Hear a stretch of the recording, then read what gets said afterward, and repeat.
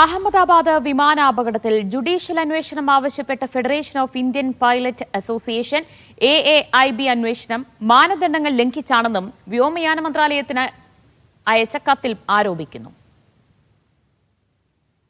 PR Aravind വിവരങ്ങൾ നൽകും. അരവിന്ദ്, എന്താണ് പ്രധാനമായി കത്തിലൂടെ ആവശ്യപ്പെടുന്നത്? ദിവ്യ, കഴിഞ്ഞ ദിവസമാണ് അഹമ്മദാബാദ് വിമാനാപകടവുമായി ബന്ധപ്പെട്ട ഹർജിയിൽ ചില നിരീക്ഷണങ്ങൾ സുപ്രീം കോടതിയുടെ ഭാഗത്തു നിന്നുണ്ടായത്. അതായത് AAIBയുടെ അന്വേഷണം അത് കൃത്യമായല്ല. കാരണം ഒരു പ്രാഥമിക അന്വേഷണ റിപ്പോർട്ട് മാത്രമാണ് ഇതുവരെ പുറത്തുവിട്ടത്. പക്ഷെ അതിൽ പൈലറ്റുമാരെ അടക്കം സംശയത്തിന്റെ നിഴലിൽ നിർത്തുന്നു എന്നൊരു നിരീക്ഷണം സുപ്രീം കോടതിയുടെ ഭാഗത്തു നിന്നുണ്ടായി.